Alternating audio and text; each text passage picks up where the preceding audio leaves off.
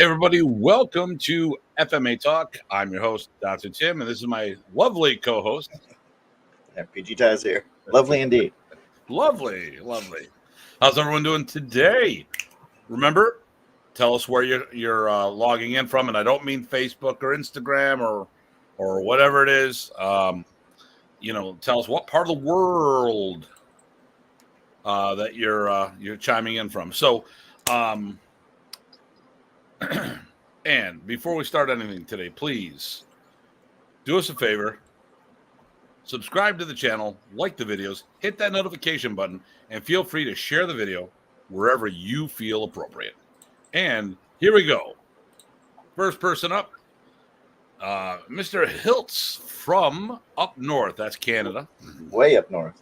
Way up north. That's probably like 5 hours-ish from here. Right. Yeah. So I'm gonna hit my.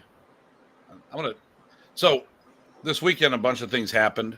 I want to talk about one of it right now. So we were at the martial arts symposium, and whenever I have to drive somewhere more than an hour, I usually do live posts. Okay, and I said Deep River. So I've got a whole bunch of things in my head that I've been holding on to for a while. Not holding on to, but things I want to just talk about. And I can't do it at home because I've got that honeydew list and my Datu list. But the thing here is, when I'm on the road, there's nothing I can do. I can just, I usually I work on some stuff mentally, think about lessons, think about lines for some speeches I might have coming up, some presentations, working out a mental script for upcoming videos, that kind of stuff, So I did one about hypocrisy the other day. It had nothing to do with the weekend. Hey, hello from Oregon, Eric. Hey, Mr. Eric, how you doing? So I talked about hypocrisy, and listen, we put ourselves out all the time. And when someone calls us on something, Ty and I, we don't freak out. We point people to sources of information, and they can make their own decision. We have things that are our opinions, and then we have things that are, well, I'm going to say, I don't make claims, I make statements. And I will point people to the information so they can see the data of said statements. Hello, Master Parsons. But the funny thing is, these same people, when they make statements and someone calls something on them, they start crying foul. So this was the hypocrisy thread I went on yesterday, and I still, I do feel that. I don't listen. If you're going to put yourself out there, be prepared. Oh, my goodness gracious. Hey, Invasion. Ty doesn't play nice. Very nice. I'm the most nicerest. Yeah, he's usually I'm supposed to be the bad cop, but he's the stealth bad cop. And then hoping both of you are well. Yes, we are. Yeah, so let's talk about the weekend, especially since Dean just happened to chime in. And Frank, hey, how you doing, Frank? Hey, Frank. How you doing? So we went up to Manchester, New Hampshire to participate in the martial arts symposium. Now, there's been a lot of talk about this, where there was the FMA invasion at the symposium. Now, let me talk about something here. It was nothing more than marketing for the FMA track. Hold on. Ty, I've got a little emergency right here, otherwise known as a 170-pound lapdog. So let me deal with him real quick. Hold on. Hey, buddy. Yeah, for those you don't know, the Martial Arts Symposium is a great event. It's essentially, all the best ways is like a convention of martial artists getting together, sharing. So there's workshops going in on 3 different rooms and 4 or 5 different floors in each of the major rooms and 2 in the minor room. So you've got 12 classes going in any given time with just excellent teachers. And the attitudes there were incredible. I mean, I can't recommend highly enough that anybody go there if you're interested at all. To me, it's how a multi-style, high-level, constant sharing event should go. It's just run spectacularly smoothly with the best caliber instructors, and it's actually screened for that. So it's made to to go smoothly. And so we were part of that, and the group of us that were there as FMA track banded together to be this FMA invasion. We weren't taking anything over, but we were coming together. So some people thought that I put something together. It was just marketing for the FMA track. So let me see here. Jeremy Godet from Canada says hello. Oh, nice. Dean, great time with both of you, and much thanks for showing me the ropes. Truly amazing experience. And Nathan, good evening, gentlemen. It was a great to see both of you over the weekend. Thank you. And then Nathan and I ended up talking. He kept me awake on the way home. Nice. Usually that's Rich Parsons' job. He was slacking that day. Well, no. See, Rich Parsons is when it's like 3 or 4 in the morning of me driving, and then he and I talk all night. When it's only 11:30 at night, then it's, my clutch guy of Nathan. No, Nathan was fun to interact with. It was great. We were joking around a lot, busting each other's chops, and I gave him a treat, which confused everybody. Oh, okay. We won't get into that, but Okay. It was funny. And Rich, LOL. So, here's the thing, and it's good that we all live apart from each other, because we probably drive each other crazy. I mean, that's really what it is. That being said, it would be nice if we were closer, or if it was easier to travel. They had a transmat beam that would bring us over there. Scotty beamed me up. Yep. Something along those lines, so we can see each other easier. But it is what it is. So, did you mention some of the people who were there? No, I did not get there. Nope. So, let's hit it right off the bat. Hanshi Bruce Chutnick is one of the headliners. Yep. Oh, when was it? 3 hours with some Wendy's mixed in. Nice. He was there for my Wendy's stop. Okay. Hanshi Bruce Chutnick, which was a student of Angel Cabales, along with a whole bunch of other people, and probably Remy's first American student, Remy Praces. Walking encyclopedia. And, of course, Uncle Bill happened to call, and Bruce got on the phone with him. So, Hanshi Bruce Chutnick and Uncle Bruce, or Uncle, I just said his name. I had my brain went, Uncle Bill. That's Juarez. I'm working on meeting him. I got to see about making that happen before it's too late, before he stops teaching or something. Then Superfit Bill Wallace is another one of the headliners, and then I was basically the top 3 guys were set up. There was 4 of us at one time. Unfortunately, one person is out at the Juarez. Yeah, well, whatever. I'm not a CLOC guy. That's why I got you here, Nathan. You're going to keep me on track. Oh, and my friend and Frank's friend, Christine Bannon Rodriguez. And Christine Bannon. So, the three people who've been there. It was Michael DePasquale, Bruce Chutnick, Bill Wallace, and myself. But Michael is recovering from surgery, and a couple other people COVID took out of, which is today's conversation as well. Hold on, you do your thing again, because I got. Sure. It's got the agitated home family dog life. No, so with those people on the bill, that was just a part of it. There was just so many really good people there. I made some new friends, some people I just watched and got a good feel for, and really said, "Hey, wow, I want to see more of what this person has to share." And just the nature of it was great. So it was run by Terry Dow. And I think those are the names. Okay. And of course we get to the things where we had to. Well, there's a lot of top tier. Okay. Here's the thing. If anyone ever has the chance, hey, Craig, how you doing? Craig's been in the event as well. If you ever have the chance to go check these out, there are so many top tier people who are busy running schools. So here's the thing. There's this misnomer that if you're running a school, you're not good. Mr. Dobson, how you doing? I haven't heard in a while. Awesome. I got to see you in Canada this weekend. But there are a lot of top tier people out there who own schools, and their schools are running great, and they don't have to do seminars. I'm getting to that point right now.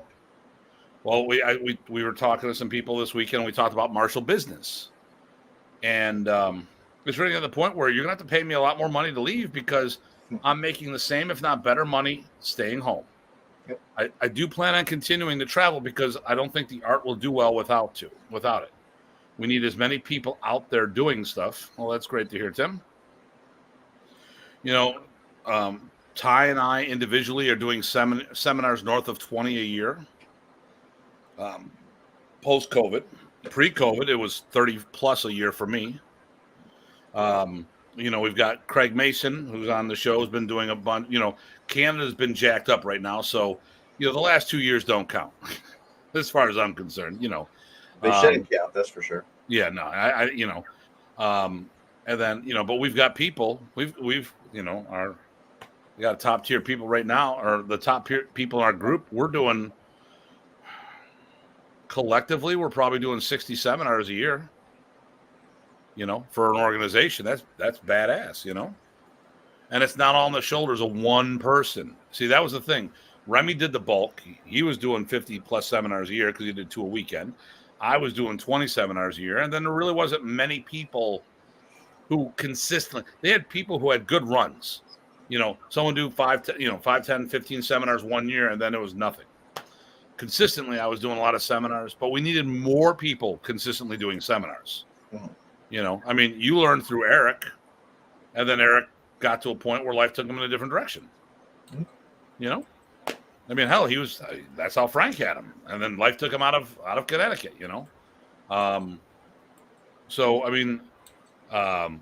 but we've got people in our group that are consistently doing things, and that's what we need for the art. But I digress. So when we look at a lot of these people that are teaching at this event, they are so underrated.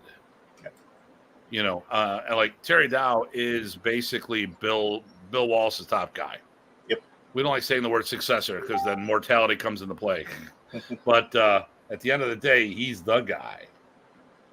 And one of the things this thing showed was just how ready everybody was to move past COVID. This was a huge event, especially coming out of something like the last 2 plus years, and people were overjoyed to get out there and share and learn and just do the thing that we all love.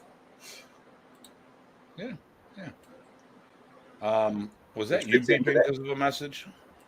I don't think so, but that fits in today. So I wanted to make that point too, because that was an observation I had that struck me a lot, and I said so to Terry. Yeah. I like there's a guy hanging out on the sideline, and there was a Wing Chun guy that showed up, and Terry's like, that guy should be teaching. Well, why isn't he? Because he doesn't want to. He just does, he just does him, and he just hangs out on the side, and he just wants to hang out and be with the guys. He'd rather be on the sidelines working out than in the spotlight teaching. And I tell you, like Big John, I picked up a couple things from him. I was watching him a lot. Obviously, I'm watching Bill whenever I can, Bill Wallace. Sure. Obviously, listen, this is my business, so I always have to go smooge mode. But I'm also, wait for it. Here's a big announcement. Ready for the big announcement? The date has not been secured, but there will be FMA Invasion Part 2. That will not be at the symposium. Right. Now, and that date's been set too. Well, and the symposium date should be set today. I didn't see if Terry announced it or not. I thought he did. Okay. Basically, almost exactly a year from now, we'll say, until we get the date numbers. In fact, I can look real fast. As we're both doing the same thing. Yep. Yep. There we go. Mark your calendars. May 21st, 2nd, and 3rd. Now, here's the cool thing. It is actually a 3-day event because at no extra, if you pay for the full bulk for the weekend, there is an exclusive 2-3 hour workshop with Bill Wallace on Friday. And I'm going to be there next year, and I plan on participating. Okay. Oh, and here is my man, Brian. How you doing, Brian? Hey, Brian. So next year, April 23rd, or 21st, 2nd, and 3rd will be the symposium. So what I'm doing right now is I'm going to my calendar. And I'm going to put this down because you know what? This is an event that I do not miss. Actually, since I started, I haven't missed any. Yeah. They had the COVID shut down 2 years. Well, shut down 1 year. Right. And the COVID smallerized one last year I missed, but before that I was there too. But yeah, so getting back though to the FMA invasion, right? So we've got at least one location going forward, and I think there's maybe even another one. We'll see. Is that right? Well, so it's not set. We've got Massachusetts. We're just working on the date. Got it. All right. I have a potential spot in Connecticut. I just need to, verify. And then we're going to do one in Buffalo, but I have other events that are on the bill first that I have to take care of. Yep. We postponed the Can-Am FMA Summit. Now, we might blend the two together, because, we are trying to keep the core people as much as possible with the invasion, but we might have to or choose to swap out people periodically due to whatever's going on. And did we say the names of who was this round? Can't remember. No, we haven't, but we can. So this group that we just did was Mike and May Williams, Dean Brenko, Steve Lefebvre. Yes, definitely. Tye Botting, and yours truly. And it was a blast. We bounced off each other really well. I think we had 2 sessions that were all just us 5 bouncing off each other. Yeah, so wait for it. Well, no, we're going to correct that. And Neil said, I just want to thank you guys for all the video snippets you put out. Neil, thanks a lot, man. We really appreciate hearing that. Thank you, Neil. And thanks for watching and commenting. Yeah, I'm going to star that one. I haven't done that before, so I'm going to star the comment. He gets a gold star, right? Gold star. I talk about that all the time. It means absolutely nothing, but hey, you can't cash it in, but it's yours. You can trade it in for hugs as far as I'm concerned. Yeah, we'll give him a man hug. There you go. But you're right. Yeah, the other larger session wasn't quite everybody. Yeah, so day one, the first day of the event, we did one together, which was really good. And it's rough because we're only given about 45 minutes to an hour. Or do we have an hour and a half? We had an hour and a half, but it was hour and 15 both times because we were which block it was in. The second time I backed out. And Guru Steve was gone too. And Steve was gone. Yeah, Guru Steve's only there one day. Saturdays. Yep. Yeah. So it was good to share the floor with him. That was the first time I'd done that. I'd met him before, but that was good. Yeah. Hey Neil, are you coming to the seminar Saturday in Cambridge? Let me see what's to say here. You might say, I'm looking forward to this week's seminar. Yeah, exactly. And there you go. Well, there you go. Hug for Stars system. There you go, Greg. And you start out with a star already, Greg. There you go. Boom. Boom shakalaka. So we are gonna do multiple seminars. We got some stuff going on. The first one's going to be in Massachusetts. I think we can say where it's going to be, right? Yeah. In fact, I think we should. Yeah. So Mike and May Williams are going to host the first event. Ty and I it's going to be a hall for the two of us, but it's more central for the group right now. The next one I'd like to do in Connecticut, we'll see if that's going to happen or not. We'll see when that's going to happen. I know that'll happen. I just don't know the schedule. Then we're going to make this happen in Buffalo too, and I think that one we might look at bringing some people in. Nathan and Tony and Jack and Dean and myself were supposed to do something together, so I might look at putting that all together and having them part of it. Let's see. If it turns out that Steve can't travel, then it's easier to replace somebody versus put somebody else on the bill because we already have 5. And then you get like 8 and it makes it crazy. So, right. But I think that one we'd have to do a 2-day event if it was that large. Oh, shucks. Oh, darn. Yeah, there we go. Which, you know what? Here's the thing. Right now, the Canadian border is loosening up and beginning to happen. So once that goes, because right now, I was talking about this right now, for FMA, Buffalo's an FMA oasis. It's just us, and then there's nothing. So there's one club in Buffalo, which It's a gym. The guy owns a gym, and a couple nights a week he does training. But it's a small group. It's not a dedicated school. There's me, and then there's another karate school. There's a karate school that has something going on one night a week or 2 nights a week, and then Rob Guida, who comes in on this, he's on the hopefully he's attempting to test for his black belt in next month, but he's got a satellite program for us. So the numbers are getting bigger for Buffalo, but as a whole, there's like nothing around. There's really, Doug Marcade is in Rochester, but last time I saw him at the Blade Show, he had so much responsibility with the show, he couldn't do seminars anymore. So I don't know what is happening with training, because he was always on the road. And I don't know what Mark Cardona is doing anymore. Yeah, I don't know. So I don't know of anything. And then Syracuse, there's the FMA. There's more in another, like there's the Syracuse Jeet Kune Do Club. So there's FMA there, but it's not an FMA club. There's nothing in Albany, to my knowledge. No. Tony has a small club there. Does Serrata there, but that's under 10 people. There's really New York. I don't even think there's a lot of. I know there's a couple schools in the city or by the city, maybe Long Island area, but not a lot of stuff here. You would think there'd be more FMA schools in New York. You would think, yes. You would think.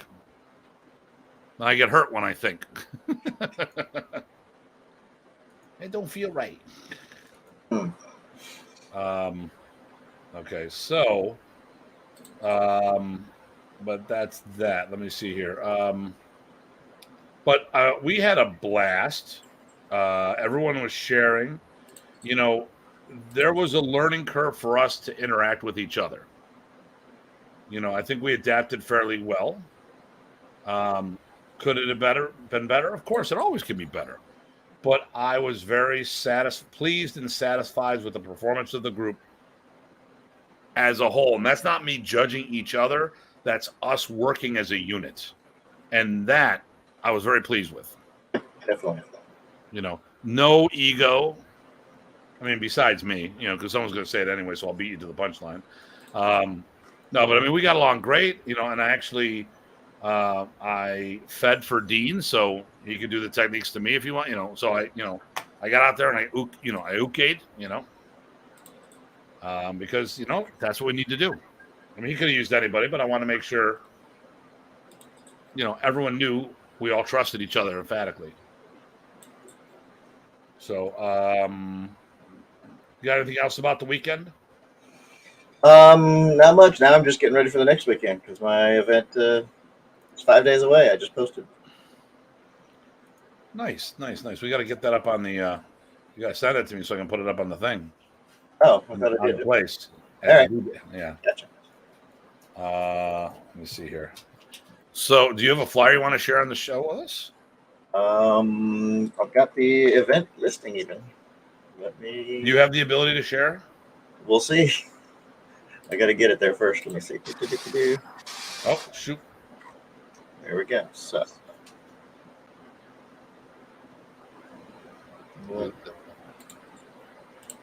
Let's see. So, yes, I will share. And then I think what will happen is it will ask you.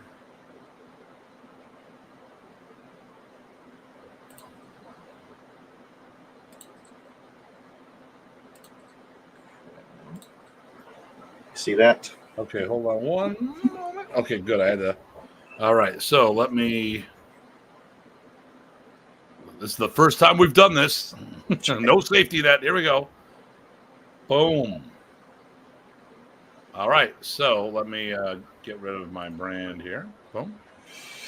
So that's on Facebook events, and if you look under that title, you'll find it. Well, I'll post the link actually. Yeah, there you go. So 8th annual spring FMA thing. Yep, and this is not, it's not. It's still we're remembering our friend Rovera, and we're out there, and sharing stories, but also sharing material, and he's part of it as far as I'm concerned. Um, and so then there's the donation page if you want to do that. April 30th, 9 to 6, all day at Providence Park Pavilion. So all the info's there. It's free with a $10 donations requested if you feel like it, to help cover the pavilion rental. Other than that, we're just there sharing, eating, visiting, and family picnic fun. Okay, well, okay, let me talk about that right there. So, you're going to be like doing, barbecue master, right? Somebody's going to be barbecuing. I guess it's going to be. It's definitely not going to be a PG Chad. Okay. Okay, so, He's bowing out because it was too much of a hassle.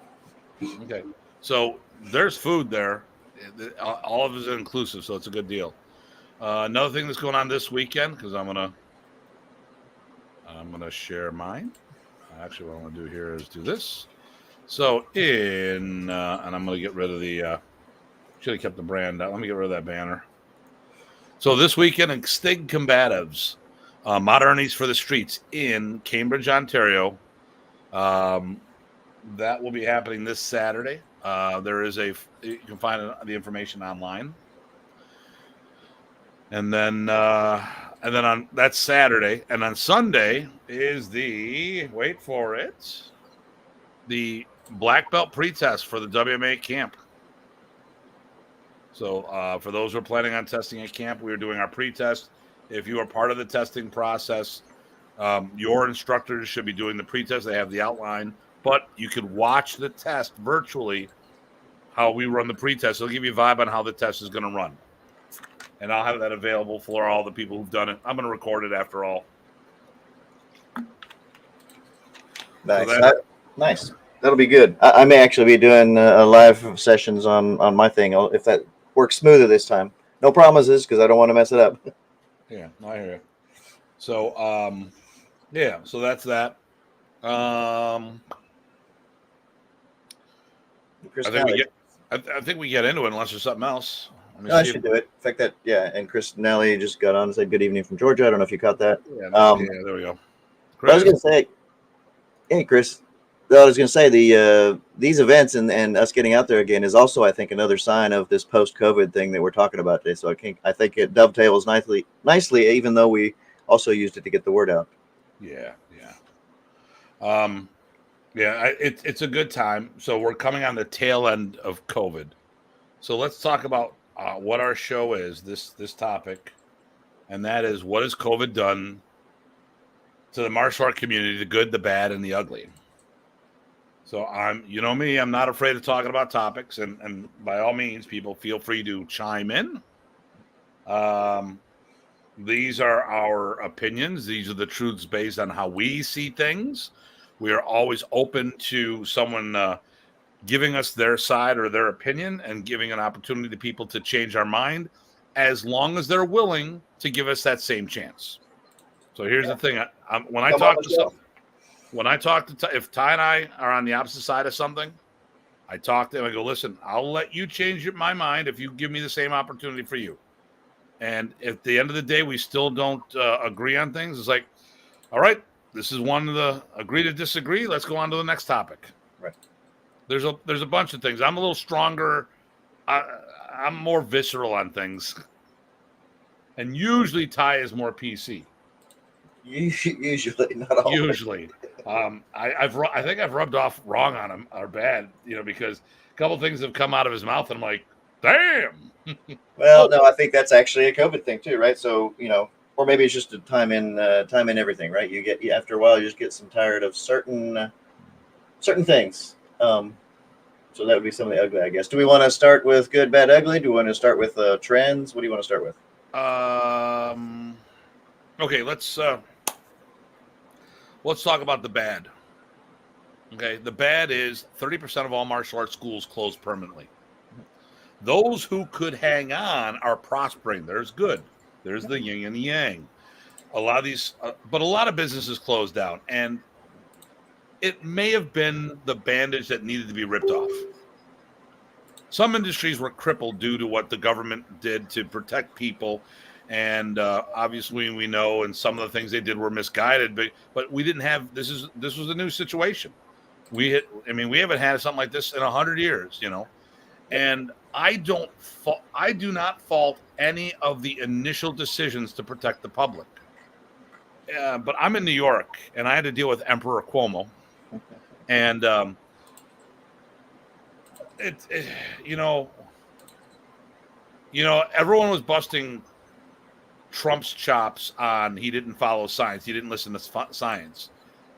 I don't think Cuomo was doing the same. So it's not one person; it's a lot of people.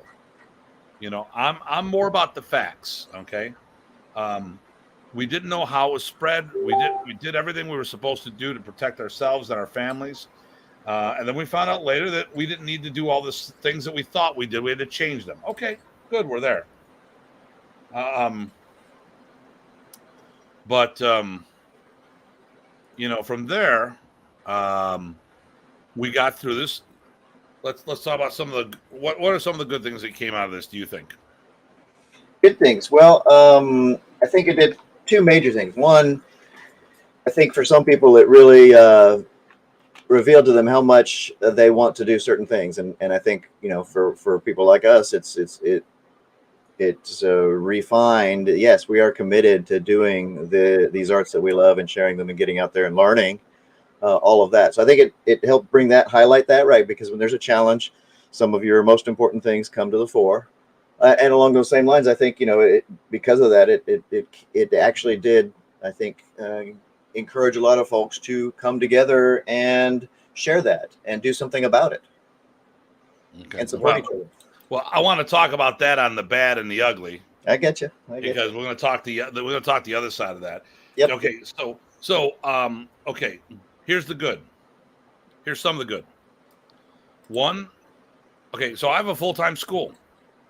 Ty's been to it. It's a phenomenal facility.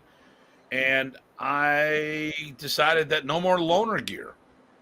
I threw out we started with that. We started with stuff that we shouldn't be sharing in general because people should have their own gear. So one of the reasons why I never was a big fan of, say, WeCAF and GSBA, the hosts provide all this gear that they share. And I'm not putting on somebody else's helmet, chest protector. You might as well be wearing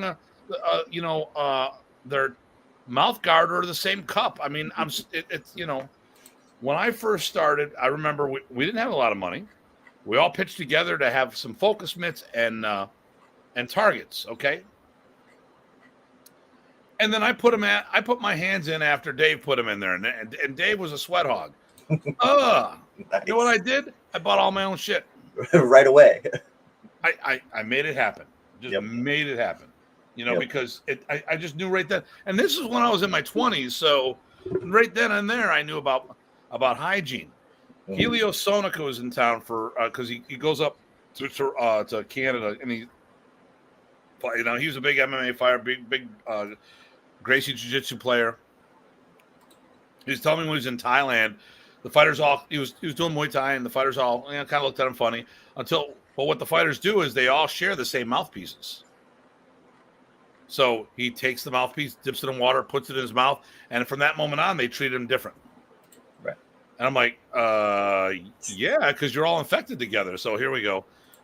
You had King Ford. And then great opportunity to refine systems, spreading the martial arts, update virtual space. Now, so I've been doing virtual lessons for a long time, long before COVID, but people hardly took advantage of them. Now people embrace virtual lessons. Yep. And the thing is,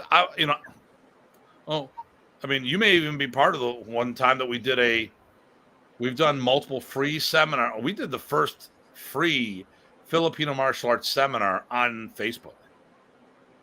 We are trendsetters. We don't follow the trend. We lead. And I've done stuff, and a lot of people chimed in, asking comments and stuff. It was highly viewed. It was a great thing, But COVID put us over the top, and now we're into that, What I got to do is say COVID was bad, but what's the silver lining? What do we get out of it? Right. And people like my club, I got a lot more hygienic. I mean, now I've been using hand sanitizer for decades in my school. My dust bunnies are still there, but I'm wiping down my equipment more than I ever have in the past. I bought a lot more gear for that specifically. I mean, it sucked that I had to lay out the money that I did. But then there was loans and grants available that I was able to take advantage of and up my school significantly. I lost, though, a lot of money because there was 4 months that we were shut. I lost 50% of my clientele permanently because, everyone's going to phase out sooner or later. Right. And the people who may have had 1 or 2 years left once COVID hit, that ended that right then and there. Yep. How about you? Well, you mentioned this earlier, but I'm going to say it anyway. But I was not set to share a bunch of video training things, and now I've got 40 training videos out there that I would not have done probably were it not for COVID. And some people can say that's not a bonus, but for me, I think that's a good thing. And I've had a few comments that agree. But that's part of sharing the art and part of what we're supposed to be doing. Here we go. This is the way. There you go. Positive from COVID situations, cross-training among different. And there we go. Now, there you go. Everyone's hopping into other classes now. They have access. So I've got students right now that I didn't have before that I see quasi-regular. I see regularly now from Sweden, Austria, Germany, Canada. Sure. Kentucky for a while, third world country. That's a joke. But I got to rephrase it because every now and then people think I'm really serious with that stuff. We did a lot of good stuff that way. Mm-hmm. And I've got a bunch of West Coasters that hop into my seminars a lot. People that I haven't seen for years are chiming in, attending what they can. They're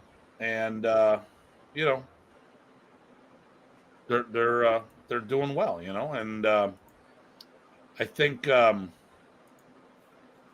that way we got the word out more. But here's the thing that people have to remember.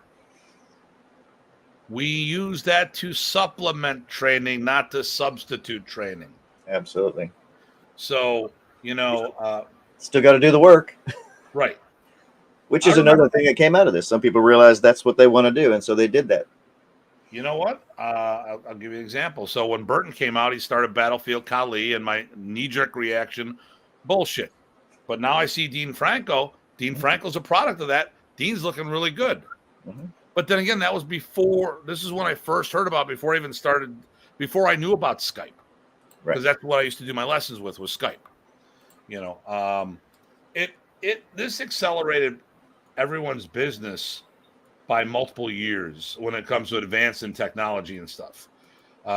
It made people embrace technology because they had no choice. People were afraid of technology, afraid of change. Right. And like I said, Dean did a phenomenal job here this past weekend. I was very impressed. And a lot of his training comes that way because, I mean, it'd be nice to be able to hang out in Hawaii on a regular basis. I mean, you've had an opportunity to train at Burton's training facility. Yeah, a couple times. Yep. So that's good. And I will take credit for facilitating that meeting. No, you encouraged me. But I would also say, let's not. I don't want to sell Dean short. He put in his years and work even in person. Yeah, a lot of years, decades. Yeah, so because he's been doing a lot of other things. Yep. And I mean, Dean has worked his craft, but the material he showed was not material he had access to locally. Right. So so this is giving people a great opportunity to do stuff, and Dean is a positive example of how that could work. Yep, definitely. Okay. Well, and he put in the work to do it too. It's not easier. I would say it's harder if that's what you're really going to do. But again, you also have some previous training, which helps. So let's talk about. Let's do the double-sided stuff. So the good and the bad. You're going to have a bunch of, I don't want to say mail order black belts, but actually, so when I was in, first time I went to, hey Larry, first time I went to Barbados, there's a huge contingency of YouTube black belts. So they weren't even Zoom black belts. They were YouTube. So they're copying videos on the internet. And this one guy, oh my God, I'm not going to say where he worked, but Carl and I stopped in and visited, And my God, did he look like Bruce Lee from the movies? You can tell he got that shuffle and everything, but I've never seen him apply anything. And it's like, well, I know he didn't work with the JKD guy down there because the JKD guy down there said, nope, never worked with me, but there's a lot of people that are learning from videos. It was evident down there, and they didn't have that training. It was the bulk of their training, not the supplemental portion of it. We are doing stuff right now, and we're running. We've got a fairly decent program running, because the thing here is that I got my videos on demand and people use them, but I don't have it exclusively for the training. I want to do those virtual lessons with people, and that's working well. Mm-hmm.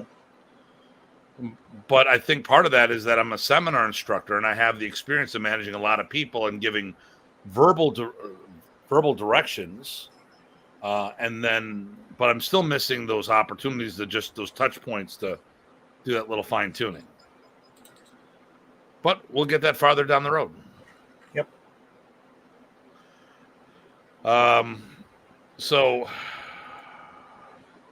I think it's pulled people together closer. Here's the side of the back and forth on this. So I think we've gotten closer together, communication wise.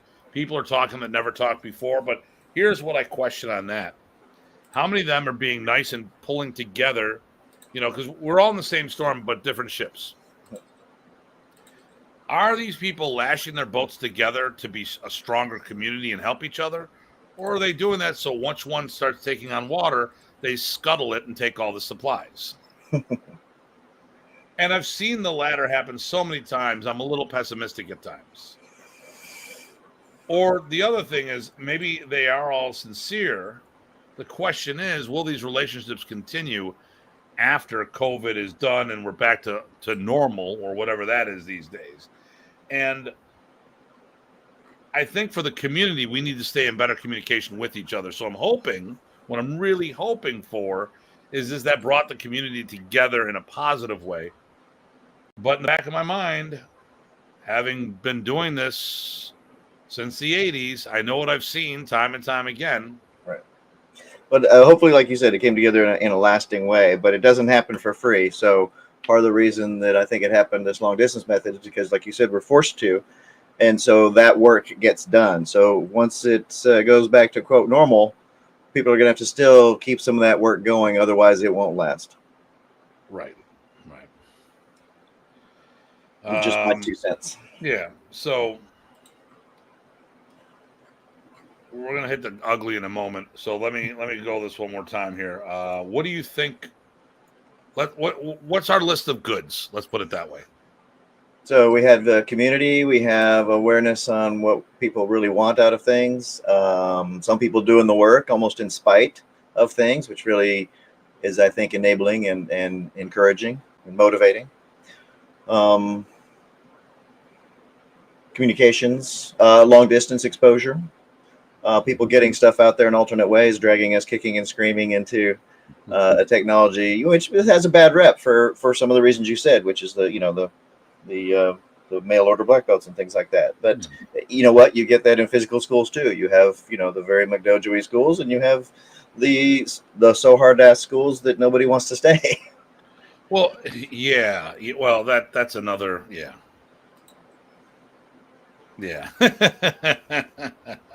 Cross training. Oh, and Larry, that's another show. There you go. Larry Thompson. I guess I don't know if I heard. Oh no, I said hello, Larry. Yeah. Okay. All right, I didn't notice that. Sorry, I was a little multitasking, guys. I'm trying to decompress here. No one pays attention to Larry. That's what I figured. And see, that's another positive, right? Everybody can bust everybody's chops, and it's okay. Oh, you said the word. Oh my goodness, you said the B word. You get fired off the internet. You get fired off the internet. Yeah. No, listen, if they haven't fired us off for what I've said, they're not going to fire it off what you said. There you go. Basketballs. Yeah. That's what we're talking about. Busting each other's basketballs. Yeah. Whatever that means. Then you have to go play somewhere else. Yeah. There we go. So, is there any other goods that Dean mentioned the cross training one? I think that covers most of them. So, Well, here's one that some people may perceive as not so good, but I think it's a good one. With the cross training, I think people are beginning to understand that this is a customer-based service industry, which means they're paying for a lesson, and if you don't get it especially now, they'll go get it elsewhere. The one thing that was really good about our show this weekend, or not the show, the invasion at the symposium, was we had a good cadre of FMA players there. Mm-hmm. We couldn't slack or phone it in, and the whole event was top tier. I mean, okay, so I'm not going to say everybody was the elite. What I'm going to say is top tier. I'd say that all the presenters were in the top 30% or the top third out there. What do you think? I mean, that's a broad spectrum. I would say that's a pretty easy call. Yeah, I mean, especially with it being weighted so high with a few, right? So yeah, and plus instructors, right? And what's more is that even those that may not have as much teaching, they fit right in. So for all intents and purposes, it was the same, and that's really what you go for, because your chops on paper only mean so much. It's what can you do on the floor and what can you relate to with the people that you have in front of you. And that was definitely the case.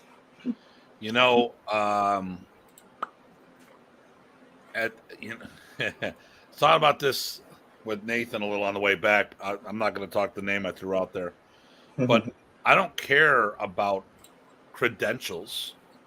I'll go on the floor with anyone. There's no one out there that intimidates me that'll make me scared. Now, I do know if I end up teaching with certain people, it could be a huge opportunity for me. So I'll have those jitters of excitement, but I'm not going to vapor lock because I'm scared. I mean, there's no one out there I feel, oh my God, I'm teaching with someone. I mean, I've taught with Remy. I've taught with Remy. I've opened for Remy. He's handed the ball off to me on multiple times. If I can handle that kind of pressure that he, being a student, there's no one out there who's going to put any other pressure on there that I can't handle. Well, who should put the most pressure on you is the students in the first place. So the person who's going to put the most pressure on me is the guy I look in the mirror every day. That too, yes. Your own best and worst. One of the things I've been very pleased with is you guys coming in. So since the borders opened up, or since COVID is relaxed, PG Ty, PG Craig, PG Chad has come to Buffalo on multiple occasions since the lockdown, and we're coming up on this. We're doing the 20th. We're doing the 65th anniversary of the art. And I wanted to have a big test. It was supposed to be on the Memorial Camp, but it didn't work because we still had a lot of restrictions. So now the thing here is that I'm looking at the anniversary camp, and I feel that I'm 2 years behind. But every time you guys come in, you're very pleased with my students, where I'm not, which just means to me that there's two reasons why I'm not pleased with them. It's one reason. I set such a high goal where they should have been if they didn't have to take those 2 years off or have those 2 years of restricted training. I feel that we got cheated. Right. Well, and to be honest, you see them all the time, so you know exactly what you told them to fix. And what do you mean you didn't fix it? I already told you.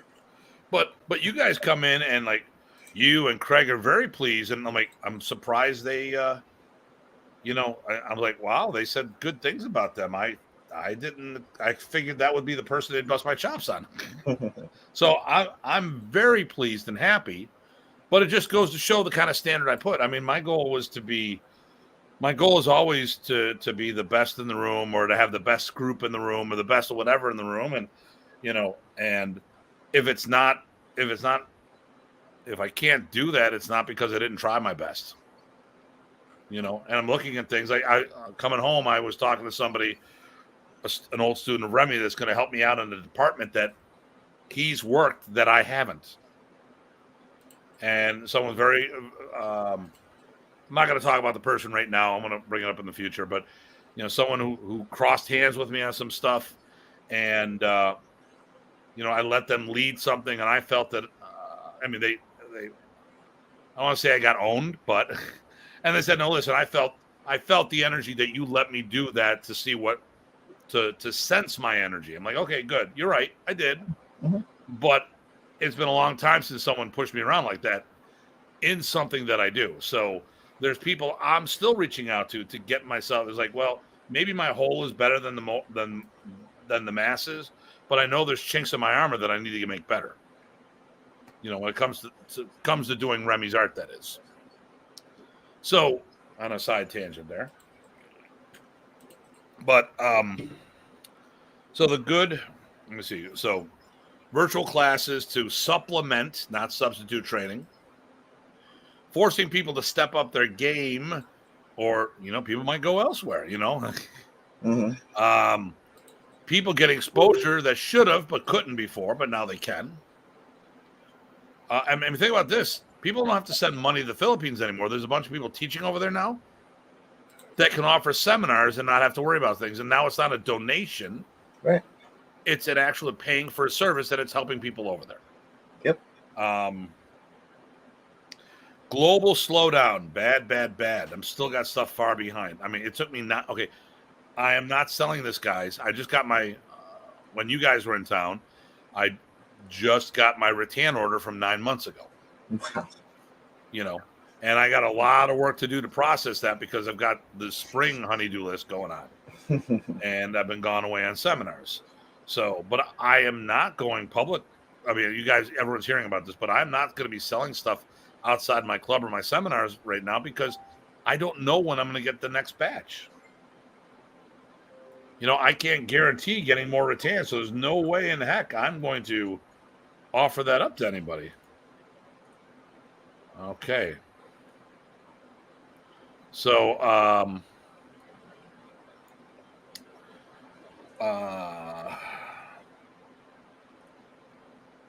so we've got the good, we've got the bad.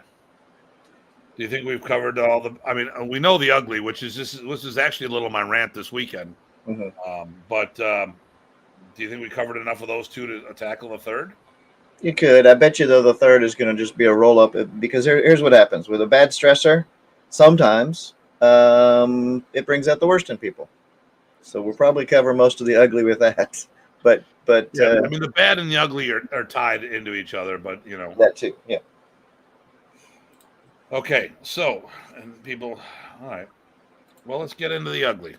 This might actually be a faster show than I thought it was because really I think we're moving pretty good with this, don't you? Yeah, I do, and actually just as well. I gotta get up early tomorrow, so there you go. So the ugly, I think, and this isn't just the martial art world, but I'm noticing it in the martial art world more. So first of all, listen, everyone has been forced for 2 years. Well, no, the situation put them in the pandemic and the conditions that we have to deal with have got people used to becoming keyboard warriors, virtual outlaws, maybe. Mm-hmm. And even when they see each other face to face, it's not face to face, it's mask to mask. Right. And there's that social thing of, not. It is more ugly in France. Okay. Hmm. All right. Okay. What I see. They must be in French because in France because we can't say something like that because that would be bad. Yes. The thing, and so this ties into what I was saying before. So you put yourself out there, you say something, and you expect people to call you on stuff if they don't like it. And it doesn't necessarily mean that they're right. They're just going to call you on stuff. But these same people become hypocritical. That was my whole thing this weekend on the ride home because I had nothing better to do for 9 hours. Mm-hmm. Because I did a detour. I was antiquing. So lo and behold, it's their time to say something public. And when someone questions them on what they're saying, they cry foul. I've seen so much of that lately, and I've been seeing a lot of misinformation. I've seen people may possibly have incorrectly remembered something. Maybe they have massaged it to go a certain way. Maybe they've come out and plain old lied about situations. but they cry foul when someone calls them on it, you know. And the thing that I've seen, I mean, and I've just seen lunacy as a whole on so much stuff as of late, which I don't want to get into all that stuff, because this isn't anything that happened in the last 72 hours. This is stuff that's been going on from the beginning of COVID and continually getting worse. You know, Ty makes a post about modern arnis, and someone from the Philippines says, "How dare you modernize the art?" And it's like, listen, you dumb moron. I mean, that's what I'm thinking. Do your own research. One of the biggest ambassadors for the Filipino martial arts is the one that named it, not us.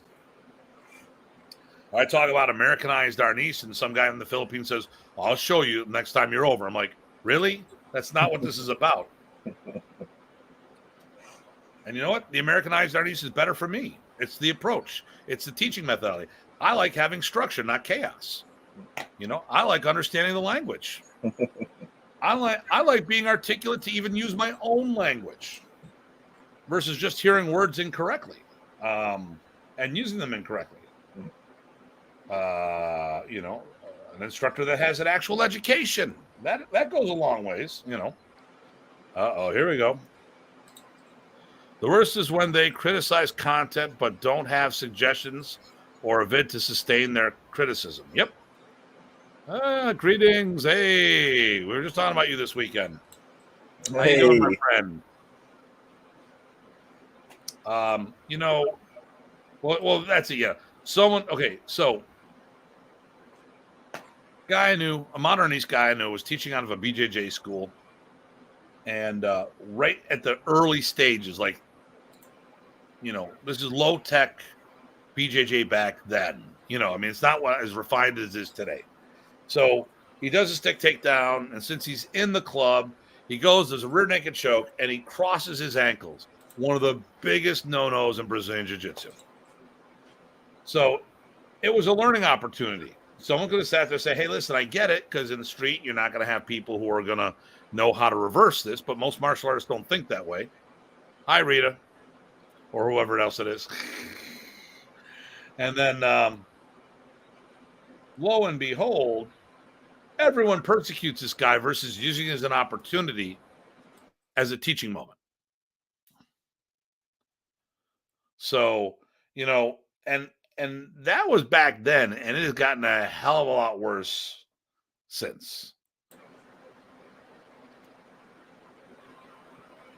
You know, and I see more and more of that where people are just going crazy, and you know, it's like I get it. You know, you see something and it just, you know, I've seen so many videos out there. I mean, we can look at police videos where a cop is slapping someone around.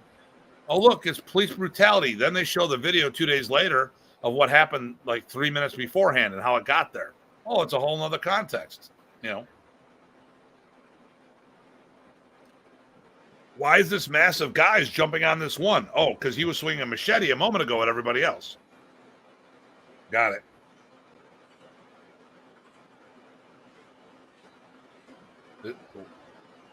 A Botting just gave okay. Well, that's you. Okay, yeah, there we go. There we go. Boom. So I see a lot of that stuff lately, and then well, been really driving me crazy. This has been happening lately, but it's been happening more than the last 72 hours. All these promotions as of late for no reason. But that's just me. Yeah, but what do we think about ugly there, Ty? You got something different? Ugly. Well, for me, some of that's the bad stuff, right? So bringing out the bad in people, as far as, you know, maybe their goals aren't what we thought they were. Maybe there's some lashing out. I think what happens is that keyboard warrior thing that you referred to, right? So, you know, got nothing better to do. You're right. People are frustrated. Maybe say some things they wouldn't say to people's faces. I don't know. I have to. We're all humans, so I have to, you know, keep that in the back of my mind with a grain of salt for anything that does bother me. I can go, wait a second, you know, there is some room for maybe there's more going on here. But anyway, that to me is the bad and ugly kind of go together in both of those. Yeah, yeah. I mean, a lot of more so than usual. I see a lot of stuff that just people are just not taking responsibility for the things they say or their actions, and then coming up with excuses. I had someone that came in late for a class, and it was for their black belt prep work, and for the junior black belts. I was talking to the parent, and I go like, listen, there was no reason for them to be late. And they agreed that they all make mistakes with that situation. I go, so we're all in the same understanding. The schedule is the schedule, and when we do the actual test, late is a fail. You don't come in halfway through the test. When I say be here at 6, that means 5:45. That means I don't say be here at 6. We start at 6. And as a school owner, for those who are school owners out there, you know exactly what I'm talking about. The 6 class starts, and it's like a third of the class walks in at 6. I'm like, no. So I've been having some talks with some of the parents. I'm like, if you're on time, you're late. There's no way in hell you can. We start at 6, and I started my classes at 6, and I'm beginning to get to that point where I'm going to start having people. I'm going to send them over to another area. Your warm up, go and do it, and that's your penalty for being late. Doing your work. You still have to do your warm up, and you're going to miss out on parts of class because, well, you showed up late, and we're not going to wait for you and penalize everybody else who showed up early to get there ready. But as I'm talking to the parent about it, the parent goes, well, I was doing this and my wife was doing that. And and he could have said something. I'm like, he's 10 years old. He's the child. Stop that.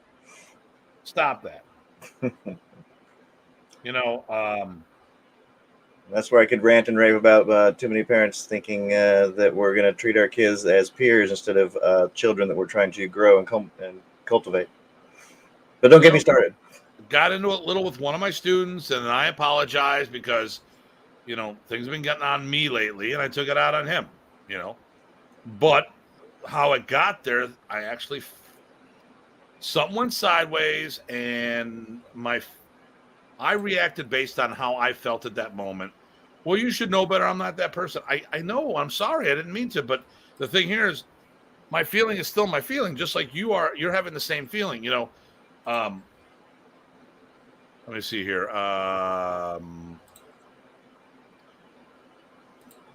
trying to think of something. Okay, here, Ty. Here we go. Here's Ty. I was the highest tested black belt ever. Now, highest tested modern East black belt. You get twisted because one of the people I was talking to, this came up, and the one person said to me, I didn't test for my rank. Are you trying to say something about me? Why is it about you? Right. Why do you have to go there? Right. You just literally said something about yourself. I said it by myself. To get all the context right, and it's pretty neat. I'm like, hey, listen, like when I'm promoting myself, listen, no one complained about my promoting tactics of the FMA evasion. But I have to have a game plan to promote Tim Hartman as an entity for business. This is just a promotional statement. So, and what I also do is I give other people outs. So it's like, yeah, I was the highest tested black belt in over 17 years when I got that. Okay. Which meant over 17, which would have brought it back to 83, which meant most likely I was the highest tested black belt in modern Ernie's history in the States, most likely. There could have been somebody, but there's a good chance that an actual test, at least till 83, and he said more over that. Okay. Well, some of the people I talked to, their rank was the same as mine. And in that time frame, I'm like, well, I'm not saying anything about you. It's Remy made this big speech, and I'm proud of that, and I make it an advertising point. Because it also takes me away. It doesn't say I'm the highest black belt. It says I'm the highest tested black belt. Mm-hmm. And that kind of stuff was happening before COVID, and it's gotten worse after COVID. Mm-hmm. I think the thing that really annoys me is that a lot of people, they cry foul, but they don't check themselves. If they look in the mirror, they'd be doing they're doing it worse than anybody else. But it's okay if they do it, but not anyone else. But whatever. So, okay. COVID bad. People died. Lots of people died. People are still dying. Okay. We got better at treating this. We have better ways of protecting ourselves and others around us. A lot of businesses shut down because of this. Businesses, not just us. A third of all schools closed down permanently, which may have been a blessing for some of these guys, because maybe they should have closed down a long time ago, and they never pulled the Band-Aid off, But the problem is, especially for our industry, you have the Filipino martial artists who have a symbiotic relationship with other schools, because a lot of people who teach out of somebody else's martial arts school. And if you were in one of those schools, you may have lost your spot, or they may have just sat there and said, hey, I don't want you in my club at the moment or anymore. I got too many things to worry about my business. I don't want to worry about you not caring for my business. Right. Because I had the Shirinji Kempo group in there, still do, but for at least a year they were gone, and I didn't want them in my club because I was concerned that they weren't going to look out after my business. Actually, I know better. I know that they weren't looking after my business. They come in, they work out, they do their own thing, and they don't think about it as me as the business owner, because I have to sometimes remind them, hey, is that a new guy? Yeah. Waiver. All right. Is that a new person over there? Okay, wait, what are you doing? No, safety equipment for sparring. I shouldn't have to say a word. But I do. And I can see why a Taekwondo school, karate school, whatever, who had a program in there would say, I don't want you in there because I got to worry about myself and I don't want to worry about you. So I can see a lot of schools, a lot of multiple programs lost it. I think in many ways, COVID brought out the good in people, but I also think it brought a lot of bad out in people as well. And I think some of it was COVID fatigue. This is 2 years a lot. Think about it. Think about the people who went through the last epidemic. They didn't have social media. They were literally locked up in their homes for 2 freaking years. Oh my God. That and they probably didn't have TV at that time. Not the Right. They didn't have a cell phone they could pick up and stream stuff and say stuff on. I mean, well, I'll admit it. I know that I've, haven't always been my best self. I'm darn tired of this whole stuff, and work doesn't help either. But I mean, everybody probably could admit to a little of that. Yeah. I know. I find myself as of late getting a lot. I find myself getting short with people. And because to be honest with you, I got sick of the bullshit, and it's not the government bullshit; it's the people bullshit. I'm really sick and tired of people getting upset because, they're hypocritical. They cry foul on something, but they don't. It's all about them. They're thinking the selfie. They're not thinking about the people around them.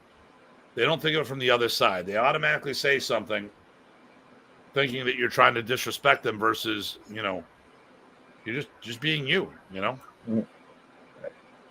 Well, it doesn't seem like people are looking for the good meanings all the time, right? Because, yes, you can react badly to anything, but do you have to?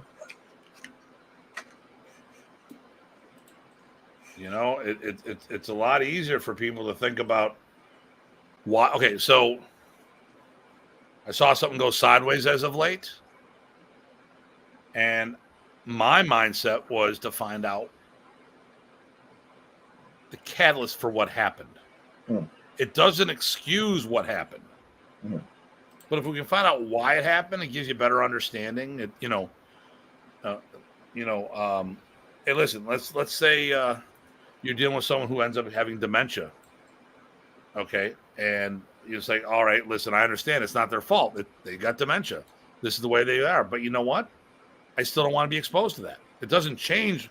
It doesn't change what happened, but it can put things in a better perspective. Let's see here. What good maniacs? What's good maniacs? What's good maniacs? Oh, hey Renee. I think I need more. No, it works pretty good, does it? What good maniacs? I think we're okay representatives of maniacs. Yeah, there you go. So, and that's my thing is when something happens, my goal right now is to try to find out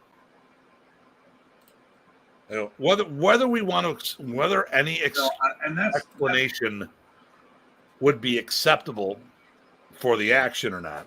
I go with the mindset, let's say it's not acceptable. It'll never be acceptable. But if we can put it in better context, it may give us a better idea of how to address it, how to deal with it.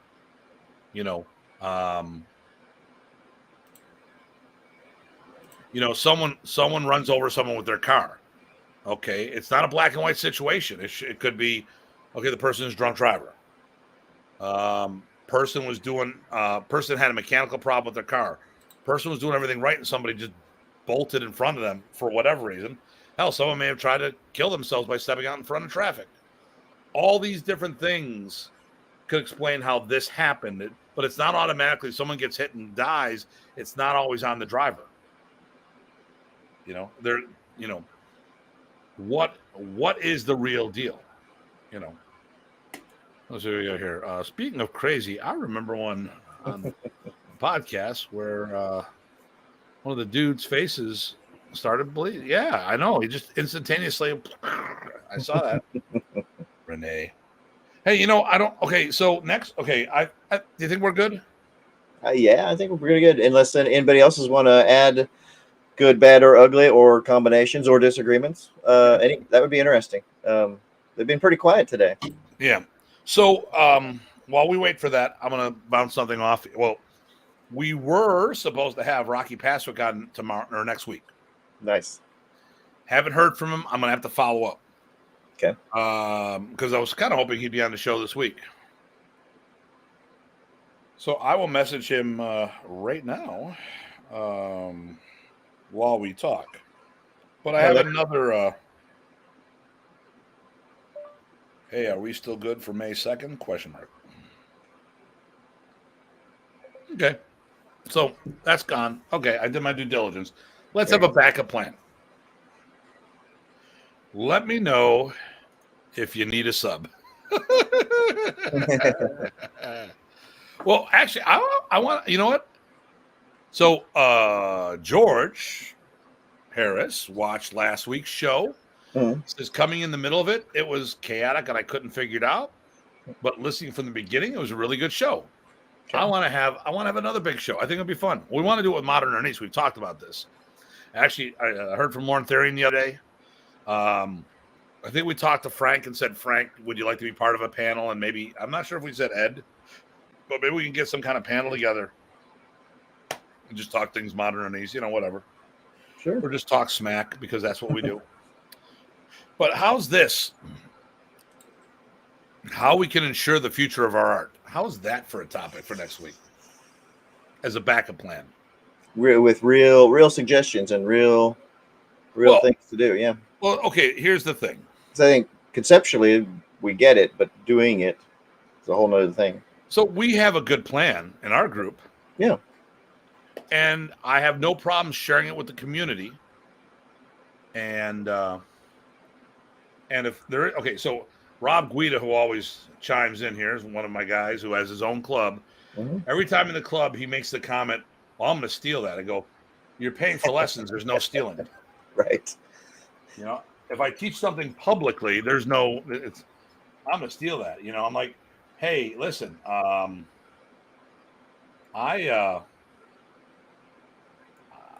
look at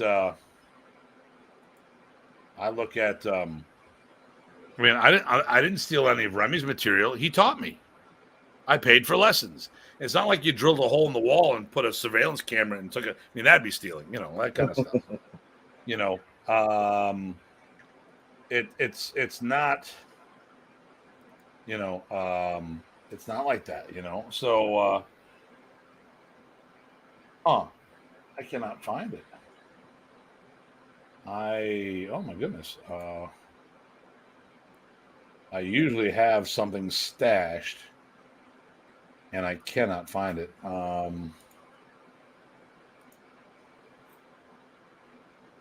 So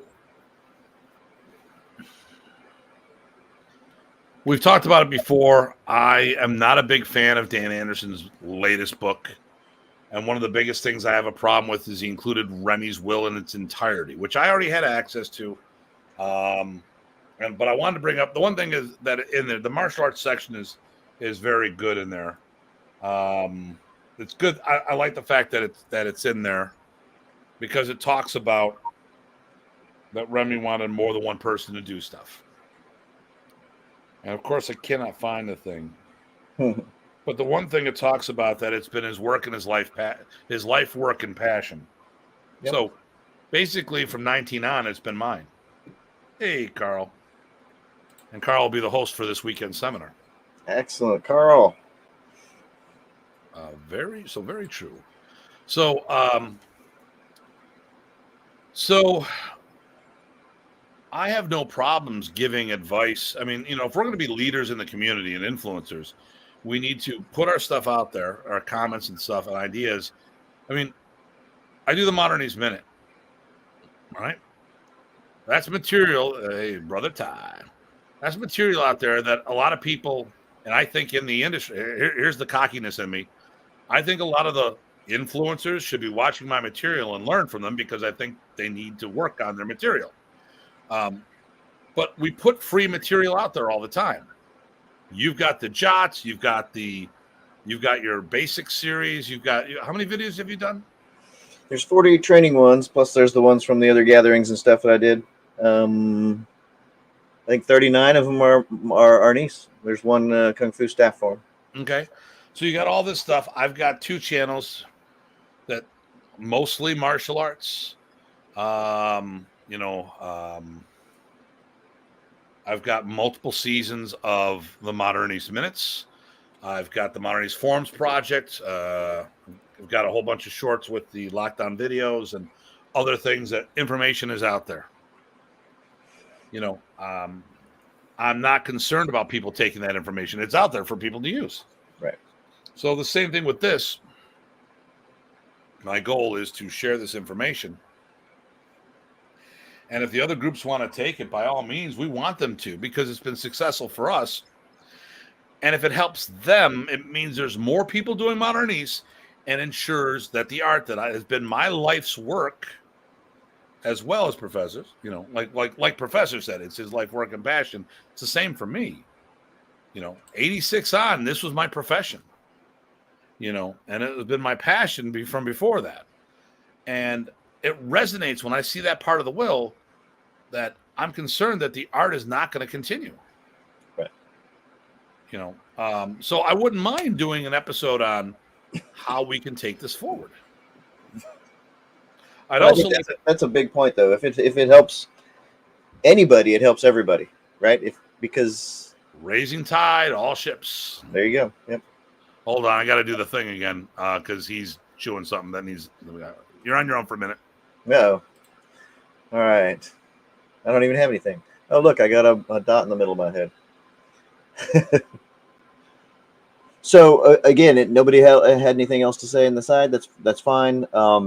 But think about what this whole pandemic thing has done, both good and bad for you, and also maybe some twisted things for you, your students, maybe your outlook, maybe the way you're looking forward to going on from here, what you take out of it, and how it helped you gauge what you want to do next to have the most effect that you want to do. Right? We only have so much time and opportunity, and right, because this cut in 2 years of opportunity.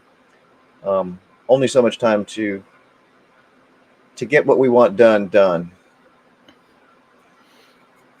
So I put it on them to think about, hey, what would you take out of this pandemic? Good, bad, indifferent, ugly, and how did it affect you? But not saying that you need to add it, but hey, think about those things going forward, because every challenge is a learning opportunity. Hey, you look like Bullseye from the Ben Affleck Daredevil. Oh, right, with the I can't get there. There we go. Yeah, there we go. Whatever that guy's name is, who plays Bullseye. Colin Farrell. Oh, there we go. You look like Colin Farrell there. Yes. I tease and say it's Colin Firth, but then my wife gets mad. Oh, here we go. Chris Davison. Haven't heard from him in a long time. I was researching martial arts places in Western New York just today. It's amazing how many are gone in the last 2 years. Sad. Yeah. And now we look at our art. Now, so here's the thing.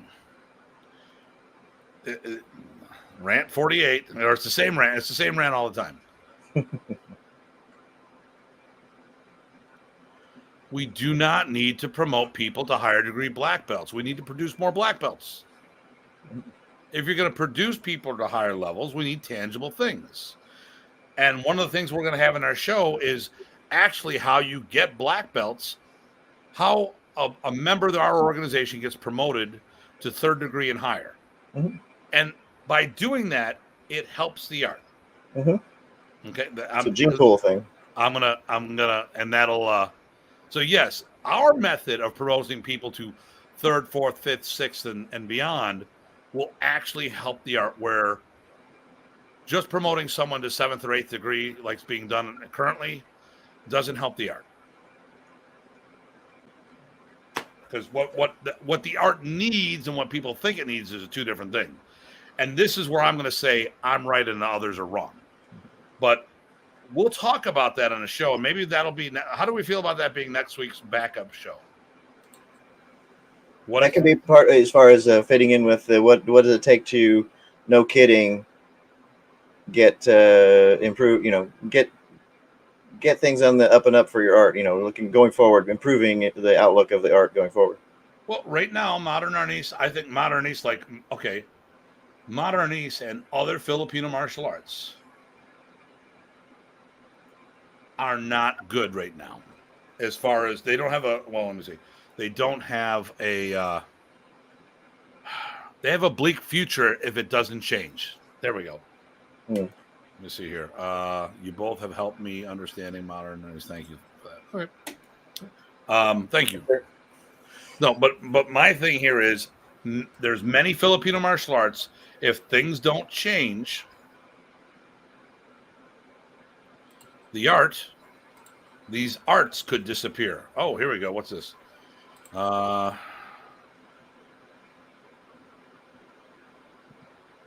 don't think that was meant to happen. Maybe he was giving someone else a link.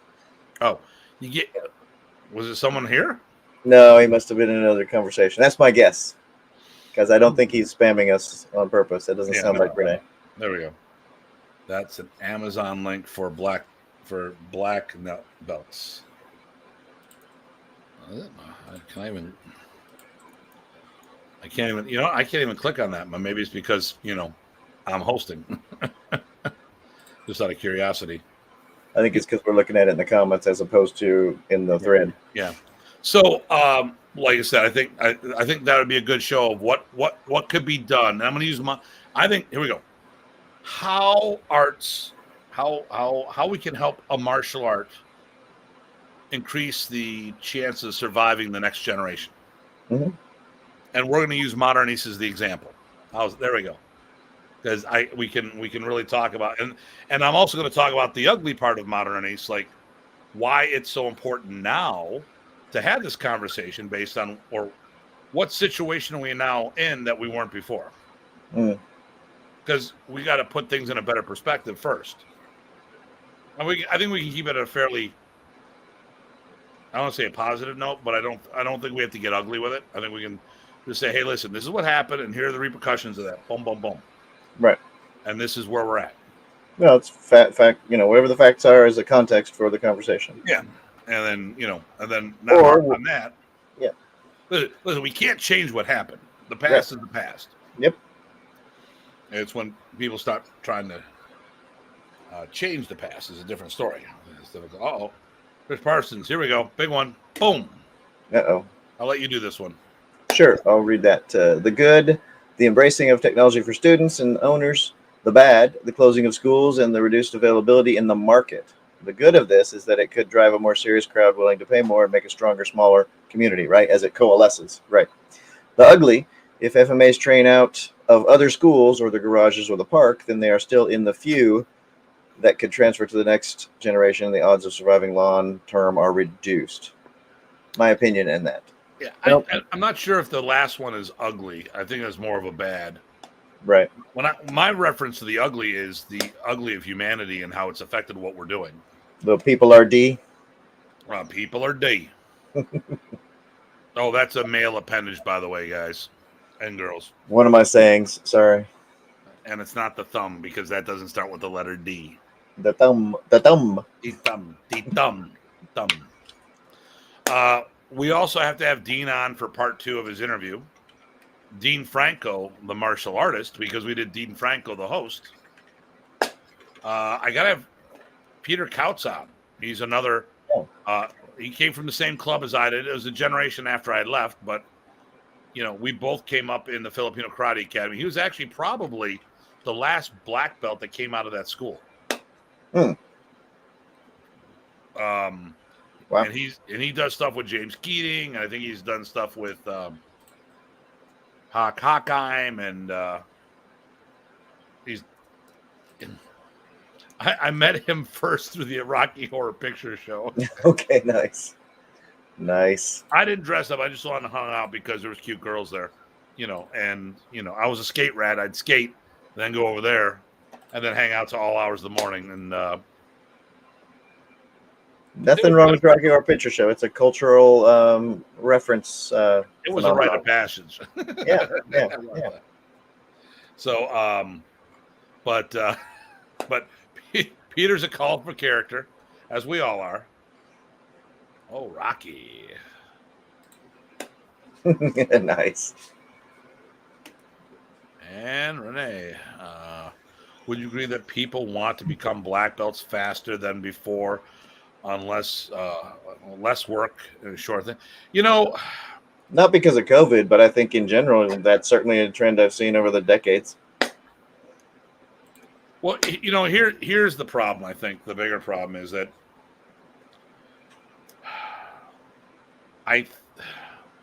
it's a multi-tier thing. One, there's a greater access to knowledge out there than there used to be before. A lot of times, okay, so let's talk about a can of worms. Let's use Ishinru as an example. These guys were stationed in Okinawa. They were there for 8 to 16 months, and the Okinawans promoted them to black belts when they left. And it may even have been honorary. No way in hell did the Okinawans think that the Americans were going to come back here and open up dojos. And these guys never went back for lessons for all intents and purposes. And then what's the first thing they did? They said it's going to take you 4 years to get a black belt, when they themselves did it in a third or a quarter of the time. And in some cases, it just may have been an honorary thing. So a lot of the pioneers who busted their ass to train hard had huge gaping holes when it came to knowledge. I know what I'm saying, and I know what I'm saying. Because here's the deal. Remy moved here. We didn't have that problem. We had access to a guy who would give us the world if we could handle it. Now, unfortunately, a lot of people in Modern East couldn't handle it because their cup was 3/4 full when they came to the table, maybe completely full. They only poured out a little to get a little what was there because they were all training other arts. And how are you going to learn a whole new system if you don't make a compromise in your training regimen? If you don't commit the time, if you treat it as a weekend warrior thing, that's the product you're going to get. Mm-hmm. Listen, if stick fighting ended up being an Olympic sport when I was young enough to fight, I could have been an Olympic athlete. A lot of people could have did it. Now, how many would I have become one? I don't think so. I don't think I would have made the sacrifices to do that because it didn't really speak to me. But I know, listen, this is who I am today, and I made sacrifices to get to where I am today. So in my mind, if that was important to me at that time, and who knows what I would have thought, 30 years ago, I might have sit there and said, "You're damn right I'm going to do it," and make the commitments to do it. I especially if you know how WECAF works,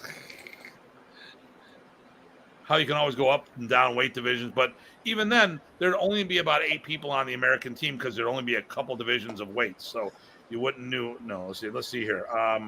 Yeah, as you say, we got some. You traveled all over. Yeah, because we didn't have access in the seminars. Well, but I think his point was, I think also then that, it took as long as it took to do that, right, and doing the work. Well, here's the other thing. We'll talk about Canada in a minute here because it's like Europe, but different. And I really like the comment by Chris. Okay, seems like that people want black belts to have something versus wanting a BB to be something. You're still young enough to fight Datu. Yeah, but not on that level, not in that tier. Here's the thing. So Renee's in Canada. Okay, 90% of the population lives in Ontario. 90% of them are close to the American border. But a lot of the top tier martial artists from other countries move to the States because money's better there. So people like Renee would have to save up money and travel or bring people in. In the States, we're pampered. We have so much better access to martial arts. When I go to Europe, the Europeans are far better athletes than the Americans are. But it's also part of their culture where they actually get funding to exercise.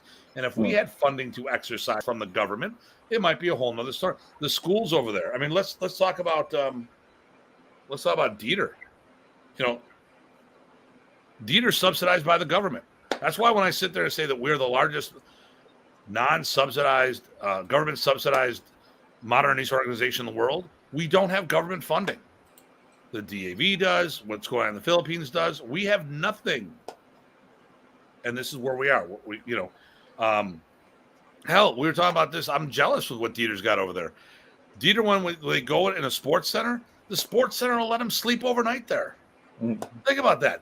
You rent out a sports center, and they give it to you for the weekend, and you can camp out there. There's no facility that I know of besides a camp that would let you do that.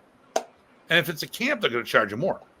Now maybe you can, my high school will let me do it because I've got a long-standing relationship. Oh, my church will let me do that. Okay, that's fine.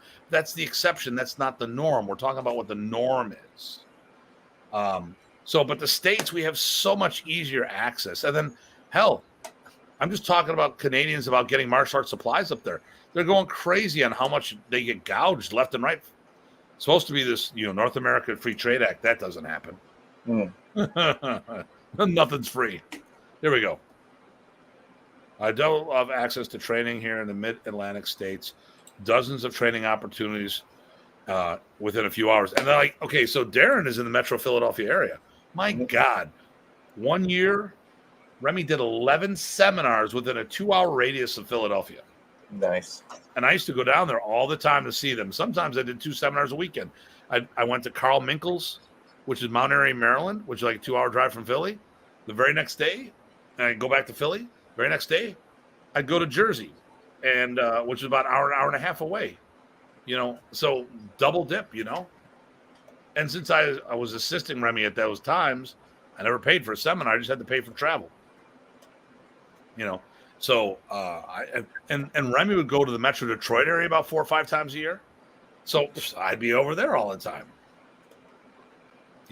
And so we have such greater access. Now, if you're in, if something happens in Ontario, well, actually, you can get around, but a lot of times, like these guys going up to Canada, they don't know how to negotiate that border.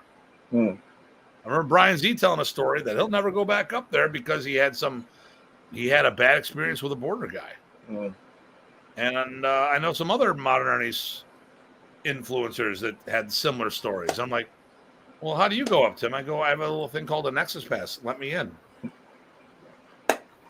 I won't get into all the dynamics of how I make it across the border, but needless to say, I make it across the border.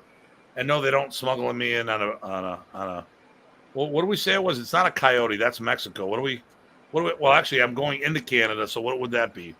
Would that be, would they smuggle me on a deer? There you go, deer, Sasquatch. A buffalo. Buffalo, there you go. So but now I digress. No, that's okay. No, so yeah, I mean, COVID. Going back to the subject, I think we. A moose. Well, no, I think we got a lot of good stuff. People are recognizing, and I think everybody's on the same page. I know that a few people added their thoughts on good, bad, ugly. Yeah. So yeah. So I'm waiting to hear from Rocky. So Rocky Passwick might be next week's guest. That would be great. If I don't hear by Wednesday, we will reschedule him, and I will announce, how to secure the future of your martial art. There you go. Yeah, we definitely got to, regardless, get Rocky on. He's got stuff to say for sure, as we all know. Oh yeah. Oh yeah. I've had some good chats with him. Yeah.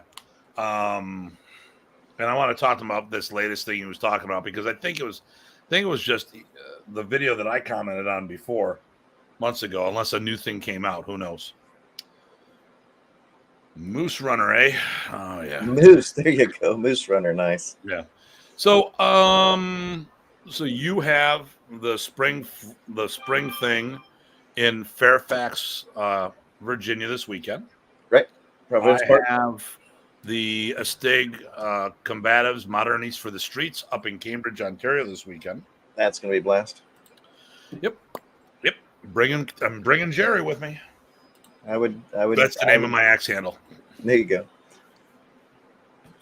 A lot of some of the old timers are coming out, which is great. And that's at Carl's, right? Well, we're actually doing it at a hotel. Oh, okay. Yeah, we're doing it at a hotel. There we go. I'm actually coming up Friday and spending the night, and then I'll come back late on Saturday. Nice. And then there's our camp next month. Well, Saturday I come back, and then Sunday's the pre-test. So if here we go. Good night, my friend, and Tim. Nice, Renee. Bastard, you suck. Okay, you're a D too, but I like that. There you go. Yep. You don't have 2 Ds, you're a D as well. All right. Well, I think we just nailed it. I think that was a good show, a decent show. Not as it's not as controversial as some of the others, but that's okay. Well, certainly something that's in some ways, has hit us all pretty hard. So, yep. And Dean says a good show. And then wait, Jerry says a message for you, buddy. Here we go. Boom. Oh, awesome. Thanks, Jerry. Okay. I won't be there because I'll be in Canada, but once you get the fall fling thing, let's write that down. And then I'll see about making that. I know in August I'm going to the main gathering, which is the same thing. Well, we'll talk about that in the future. So there you go. Listen, everybody. As always, please stay safe and stay sane. This is Dr. Tim. BG time. Take care. And see you all real soon.